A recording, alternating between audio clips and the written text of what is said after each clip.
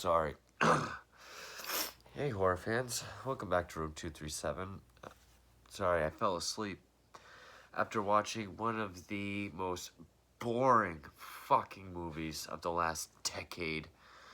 2012's The Devil Inside. And yeah, I'm holding up my tablet because I don't own this thing. Flipping through Netflix, just checking out films that were popular of the last decade.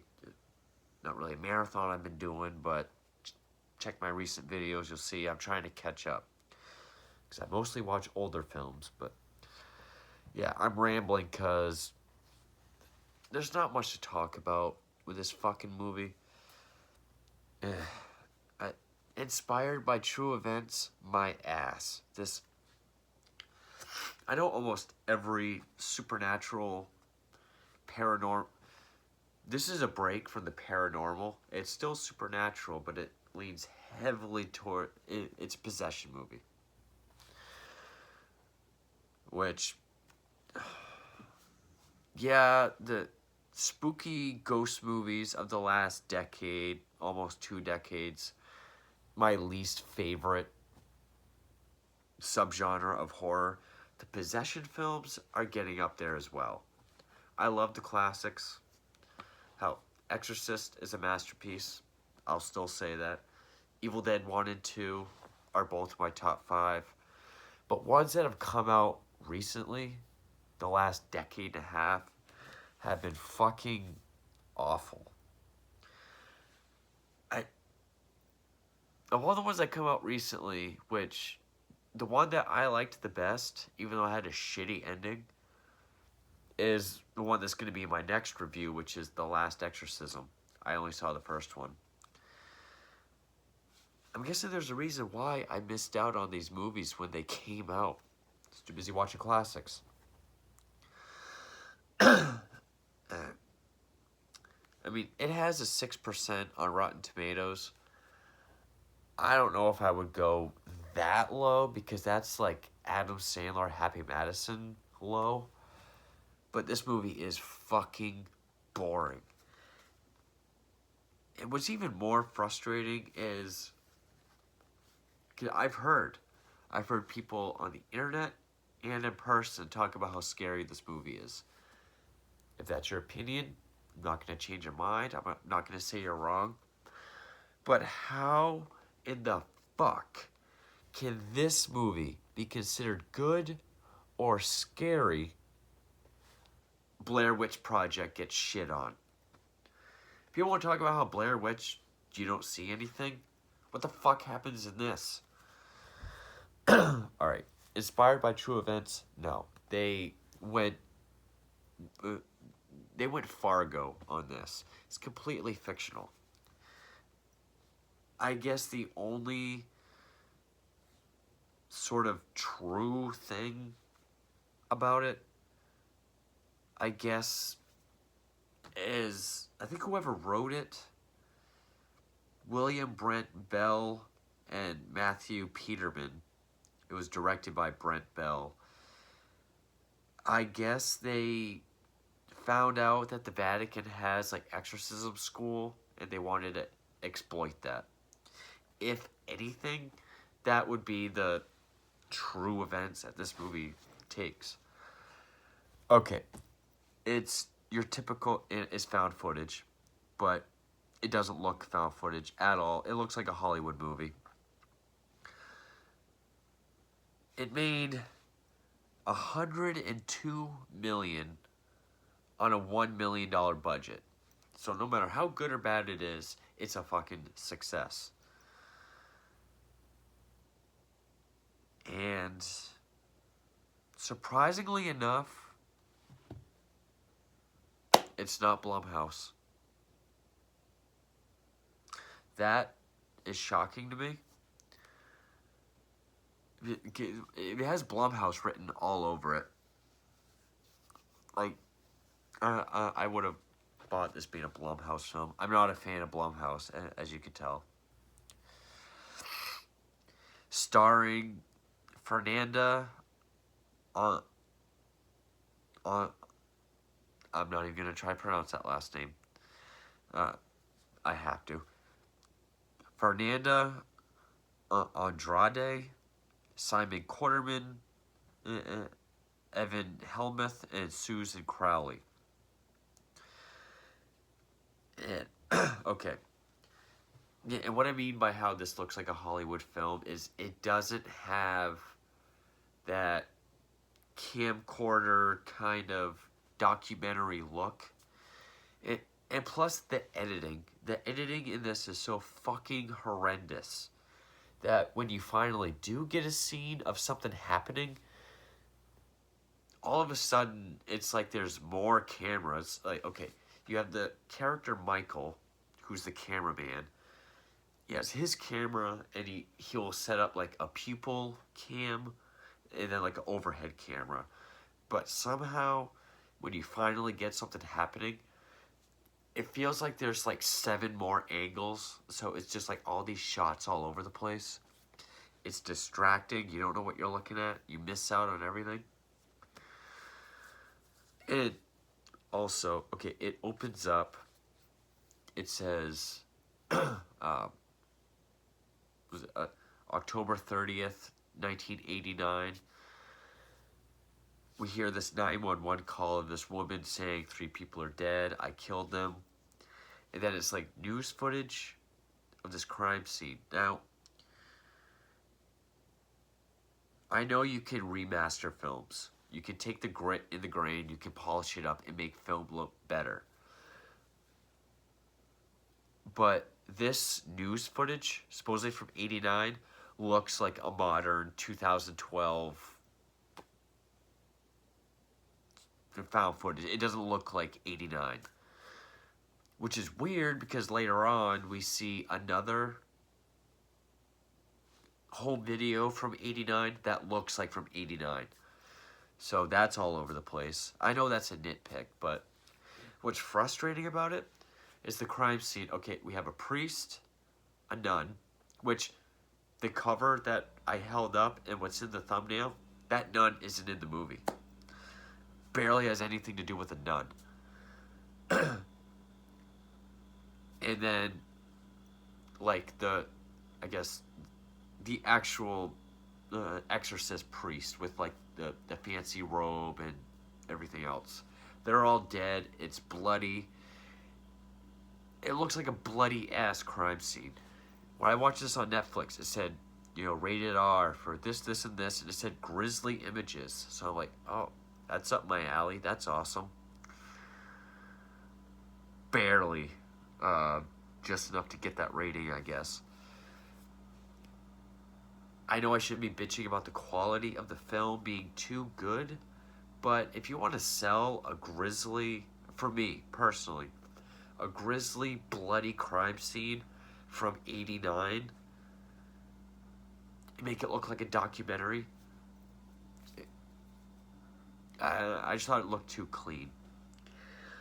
The woman that committed these murders, she's believed to be possessed. She was put away, and she was found not guilty by reason of insanity, put away in an asylum, and now 20 years later, 2009, this came out in 2012, her daughter wants to get to know her or find out about her.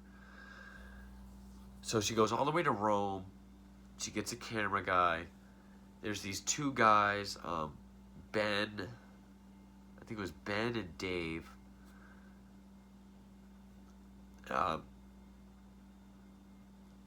They're both ordained exorcist priests. I know Ben is. They do exorcism sort of under the radar because they know the Vatican will not approve everything. So they kind of have like their rogue exorcism things going on. But they also incorporate medical science. That right there is the only saving grace to this movie. Was, okay, because factually, a medical science and mental health has sort of debunked or disproved a lot of demonic possession. It can be attributed to mental illness. They incorporate medical science into their exorcisms. They bring in hospital shit. They put the thing on your finger. They check your vitals. They make it look like a house call for doctors, and they test to see if the person really is possessed. I like that idea. That is a good idea. We really have. Okay, we have like 2 scenes with the girl's mother, who, I guess I gotta give the actors credit.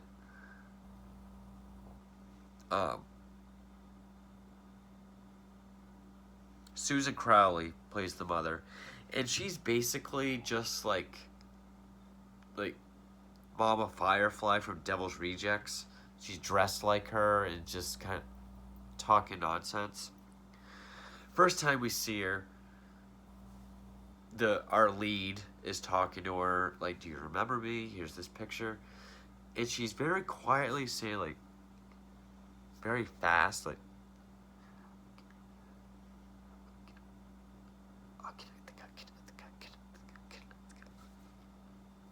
if you didn't hear that, she said, "Connect the cut." She has all these cuts on her arms that, to her, they look like crosses, but to her, they're upside down crosses. She has one under her lip. And of course, she talks about things like, you shouldn't have killed your baby. We find out our lead had an abortion, which that's a common thing that we've seen in these exorcist films. They seem to know things that no one else should know, or speaking Latin.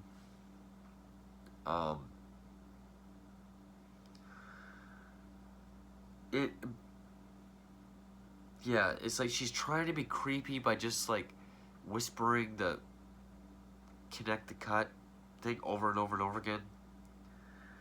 And then of course, they go away. The 2 guys, Ben and Dave, say the only way you're going to learn about a real exorcism is for you to come with us. So they take her to this place where this woman is believed to be possessed. And you really get the only interesting scene in the entire movie. They go down to this basement, and there's a woman. I'm guessing she's a contortionist. I don't know how much of this was actually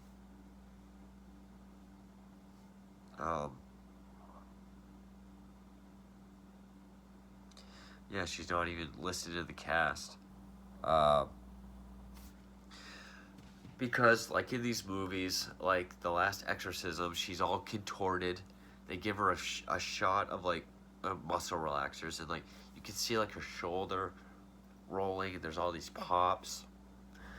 Whether she's a contortionist or it's effects, okay, fine. It's not the creepiest I've seen, but, at least something's fucking happening. And of course, she does the whole Reagan, like, pretty much, like, asks one of the priests if she can suck his dick. Keeps him, prick, cock, asshole, all that. Because if they're a demon, they have to say filthy things. And then she starts bleeding out her vagina, I guess. A bit, kind of profusely and suddenly, I guess, to be a period. And yeah, apparently demonic possession, your pupils dilate more than if you were under some substance. That's why they have the pupil cam. And then they go to do the exorcism to the girl's mother. And, both those scenes, just the cameras, something will happen. So it will go like staticky and freeze frame, switch to another angle. It doesn't build any kind of tension. It's all just long scenes of nothing happening, and then boom, loud exorcism shit. There's no tension or build-up. They throw in these things just because. Like, the one priest, Ben, he gets up in her face to say something about Jesus to her. And she says something like, how can you be a man of God after what you did? And he gets all shocked and backs away. And then we get hints later on as something to do with his uncle and allowing his uncle to die. If they really explained it, I missed it. It went over my head because I was so bored by this fucking film. But that's basically just the gist of the whole movie. Okay. This woman committed this murder back in '89. 3 people. 20 years later, her daughter wants to figure out what happened, make a documentary. Hires a camera guy, goes all the way to the Vatican, finds these 2 guys that can perform exorcisms. They are ordained to do that, but they have like their rogue way of doing things. They don't care if it gets passed by the Vatican. They look at her mother's case, but they want to show her a real exorcism, so they show her that. That's the girl in the basement. And then this is where it goes from Exorcist to Evil Dead, and just Evil Dead without the fun. Because they come to realize that her mother's possessed by 4 demons. And after they perform the exorcism, they each start getting possessed. At random. Like I'm pretty sure he was American. I think it was Dave, the heavier set one, the one with the buzz cut. He is performing a baptism on an infant, and when he goes to dunk the baby in, he's just holding it there, and everyone starts freaking out. And that's when the cops go to their apartment, and that's when he starts acting all weird and making all the faces and shoots himself. Then, of course, our lead is acting fucked up. And it just... the epitome of... we don't know how to end this movie. We don't know how to tie all these plot points together. Ben, the lead, and Michael, the camera guy, are in a car. And literally, the lead girl's acting weird. So, Ben starts saying some shit to her. Then all of a sudden, the driver starts coughing and sort of getting kind of dizzy looking. It's like, possession is like the common cold in this movie. At least if someone's possessed by more than one demon. And then he just drives his car into an oncoming truck. We see the camera get fucked up and the rollover, and then the movie ends. And it says for more information on this case, because they try to sell like it was a real thing that was going on. Like I said, the Fargo route. Based on true events, but it's really not. I know it sounds like I rambled through this whole review, but this movie literally is that fucking boring.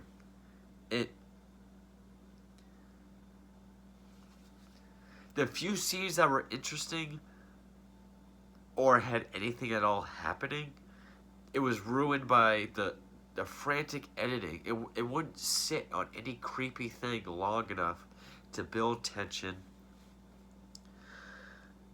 I wouldn't go as far as saying the acting was an issue.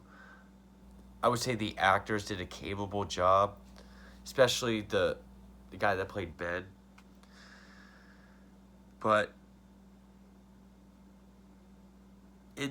even for 83 minutes, it felt like it dragged, but there was still a lot of stuff they tried cramming in there at the same time. It was just a mess. And, it must have had good marketing because most of that 102 million was on the first weekend. I mean, see if it says the first weekend. Because it says in its second week, it fell out of the top 10. And of course, the ending, it says pretty much everyone hated. Which, yeah, the ending sucked. And of course, people comparing it to Blair Witch. Which, from what I've seen, some people have called it dark, shocking, scary, and disturbing. If you found this movie, if this movie did that for you, but I'm glad. I'm glad for you, but for me, certain found footage movies are able to look like it so well that I buy it. Blair Witch, that it sets the mood and the atmosphere before it sets anything else up. That's what makes found footage believable. Also, how the film looks. You're saying this is news footage from 1989, but it looks like 2012. Yeah, I don't want to spend too much time trying to fucking...